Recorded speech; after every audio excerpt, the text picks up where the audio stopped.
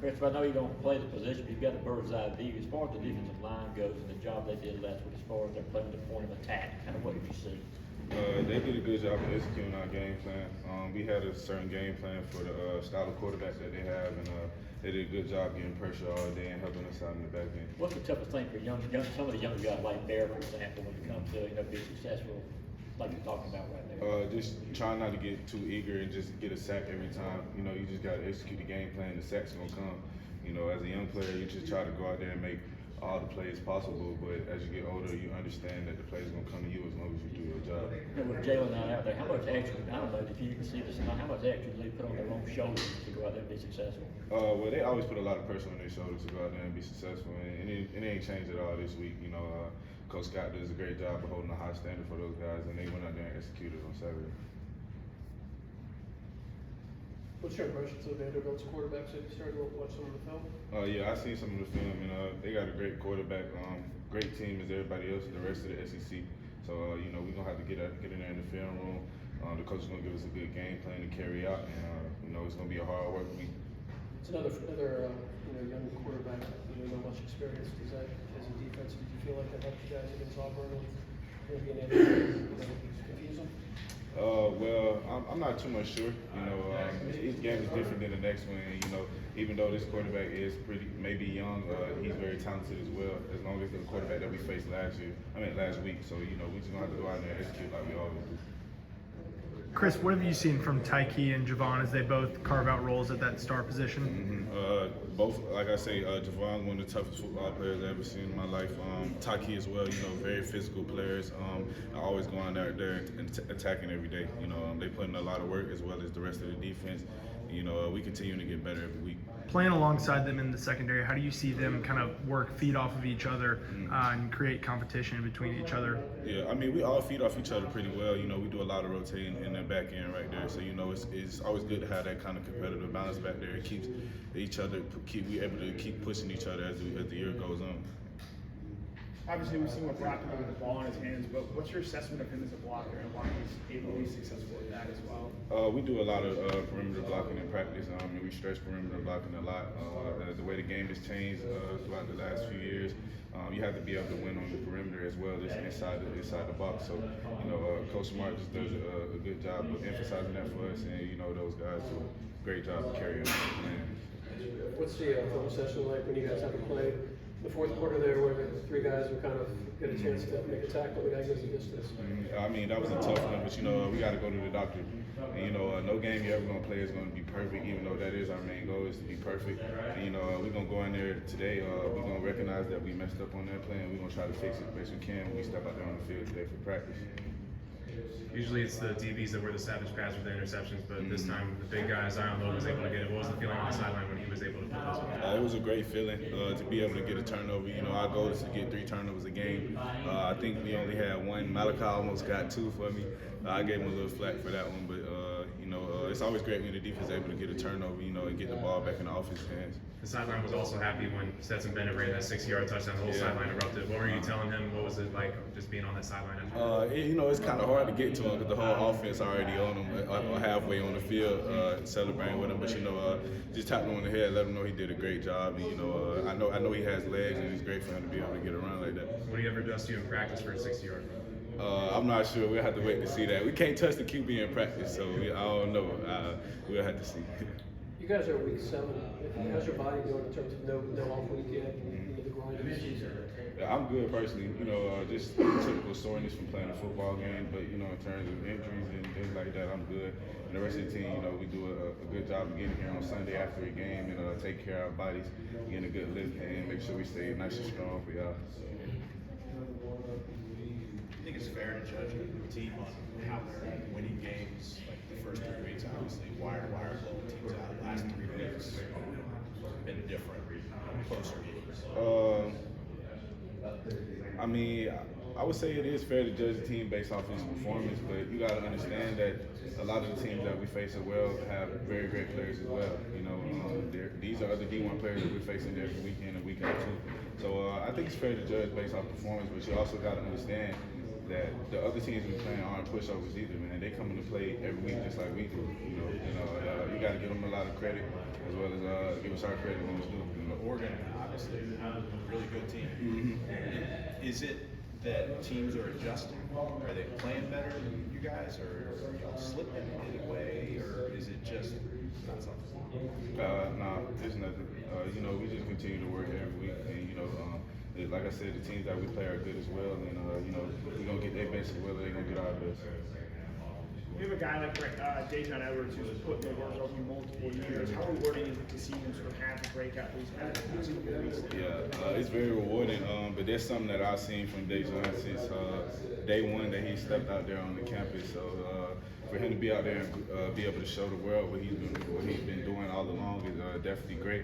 Him along with Branson and Kenny, they put a lot of the load on Saturday as well. So it's great to be able to see them boys get out there and showcase what they've been working on. So he's still running through defenders, driving his legs in practice. So we've seen on games a couple times, right? Yeah. He done got me before, so yeah, I could personally attest to that. So when he did that he juked about 3 times and then dropped his shoulders. That's something I've seen before. So it's great to be able for him to just go out there and put that on tape. Your number 29, is there any significance behind that, or how'd it come about? No, there's no significance. I mean, now it's significant. It's been a number that I've been wearing for 5 years, so it holds a special place in my heart. But it's no significance. When I got here, I didn't really ask for a number or anything. It's crazy. I was just talking about this, but I didn't ask for a number or anything. I just wanted to get in the door and be able to play. And, the coach gave me 29. That's what I've been rocking with ever since. I kind of wanted to change my number before the season started, but a lot of my friends and stuff, they were just saying like, shoot, you might as well stick it out. Like, you've been 29. I'm like, yeah, you know what, you're right. So that's just who I am. That's a part of me now, and my legacy at Georgia. What would you change it to? Is there another number that sticks out to you? Or? I kind of wanted to do number 7 a little bit. I like 7. I was 6 a little bit in the little league. I had 1 a little bit in high school, 2, 21. Numbers like that. Just numbers I had in the past. That's kind of what I was intrigued and changing it to. But I'm glad I stuck it out with 29 because like that's what I'm saying. That's who I've been since I've been here, and that's what I'm going to continue to be, and that's how I'm going to end my legacy. Christopher, what does it say about this guy right over here that he's able to go out and play every single special team, start on every single special team? Yeah. Not everybody does that. He's a workhorse, man. He puts in the work every single day. And just to let y'all know, we talking about Jackson Meeks. He's a workhorse. He goes out there and puts in the work every day. He plays with a lot of passion and a lot of heart. He drives and pushes me in practice every day. Just the friendship that we've been able to build, playing with each other, man, it's amazing. And that's my brother for sure. What improvements are you seeing from a receiver standpoint? The receivers, like I said, they go in and put in work every day, just like the rest of the group. I feel like the whole team has been able to get better week by week. Learning from the teams that we played in the previous week before, and being able to apply that into the next game plan. Like I said, we're gonna go to the doctor today. No game is perfect. We ain't play a perfect game on Saturday. I don't know if we ever will, but that's always the goal for us. Let me ask this maybe in a kind of different question. When you're the defending national champions, expectations are obviously going to be a little bit higher for you guys, and I don't know how much you pay attention to what people outside this building say, but is that something that's fair, difficult, have to deal with? I would say it's fair. That's just and the reason I say it's fair because we have those same expectations for ourselves. So it's no different when other people hold us to that same standard. And the way that the world is today, social media age, and me being on social media, you see things, but I don't pay much attention to it. The opinions that matter to me are the opinions in this building, putting in work with me every single day. The coaches, my family, and the fans as well. But expectations are high, but it's nothing that we don't hold ourselves to. So it doesn't bother me at all. But even when you beat a team like 42-10, like you did last week in North Rival, you still got some people out there like, man, why didn't they start faster? Why didn't they do this? Why didn't they do that? I mean, what's your response to that? I mean, it is what it is, man. It just comes with the game, and being in the position that we are, we're very blessed. So, those things come with the game, and like I say, man, the opinions that matter to me are the opinions within this building, So, and that's what I'm able to carry with me every day. And we're gonna go out there and try to put the best product we can on the field as best we can every week. But like I say, these other teams we facing are good as well. So I don't want anybody to ever forget that. What do back-to-back home games mean for recovery for this team, not having to travel and everything? It definitely. I've actually never thought about it. It's crazy you said that. Like the travel adds just a little bit of extra taxing on the body. But back-to-back home games are definitely going to be able to help us in terms of recovery and things like that. And this is, I think, this is our first back-to-back home. Well, second. We played Sanford and Kent State back-to-back. Now you had South Carolina in between. Oh, okay. We had South Carolina game, so this is our first time to be able to have a back-to-back home game. So it's crazy you say that. I never thought about that, but it's definitely gonna give us an opportunity to recover a little bit better. And you can talk about a little bit about how Ryan Davis was able to get more playing time the other day. I know he's been hampered with injury a lot of his time here. Yeah, I mean, it was great to see him finally get on the field. Like you said, he's been dealing with a lot of injuries, but you know he's always persevered, and you know it was great for him to be able to go out there and finally put that on display on Saturday. You know, as long as a lot of other players, you know, like Branson and Dejan and a few others. So it's always great when you get to go out there and see your brothers, you know, having fun and making plays and things like that. Christopher, I was going to say Tennessee Alabama is also a 3:30 game on Saturday. Are you? It's a top 10 matchup. Are you a guy that, like, when a game ends, you want to find out who won that game? You know, as a fan of college football. And yeah, I'm definitely a fan of college football. So you know, even when our game ended a little bit earlier on Saturday, you know, I came right home and put on some football. So you know, I definitely, you know, I keep up with the scores of other teams. You know, that just comes with being a college football fan. Just apart from being a player of the University of Georgia, you know, I've been a fan for my whole life. You know, watching football with my dad and my brother and my mom as well. My mom probably watched more games than me. My mom would call me and give me an update on the score, or before we play a team, she'll say they good at this, they not good at that. I'm like, Mom, we ain't even got the scouting report yet. You know what I'm saying? But you know, my mom, she really indulged into that as well as myself, and you know, I enjoy just watching the world of college football. Man, it's an amazing landscape. How do you keep being a college football fan and being a college football player different from each other as well as the same together? Well, you know, the player, that's when I'm here. You know, I'm here going to war with my brothers.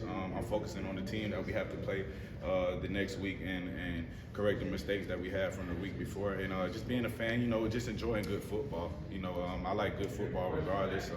Good defense, good offense, good special teams, and being a college football player helps me analyze the game a little bit better than probably maybe a regular fan or something like that. And you know, it's great. I definitely make sure I keep a good balance within it. But you know, I'm a college football fan first and a college football player second. Is there any one or two more, please? One or two more. Is there any teams that you like watching in particular, or you just like watching big matchups? I just really watch the games that's on TV, like in the area. You know, no teams in particular. You know, just whatever games on. You know, my brother plays for Kansas State. I try to catch them a lot, but sometimes the game don't be in my area or something like that. But you know, it don't matter. You know, I just turn on the TV and you see what games on. I definitely try to watch the best game possible. You know, 'cause like I said, I like watching good ball. Mark mentioned Alabama earlier, and you said you like to watch big matchups and stuff like that. And I see on Instagram you posted when Jermaine Burton made a play. I was wondering if you could talk about the relationship with him, if you have other relationships with players at Alabama. Yeah, well, I think Jermaine is the only relationship that I have. But you know, a lot of people don't know me and Jermaine played a little bit in high school when I think it was my sophomore year, his freshman year, and so that relationship goes way, way back. You know, that's my brother first, and I'm proud of what he's able to do. When did he originally move to California? I know he was originally from Atlanta. So. I'm not sure, but it was a few years removed from when we first played in high school. But like I say, man, that's my brother. He's been doing a tremendous job, and I hope he keeps going for sure. Okay, thank you.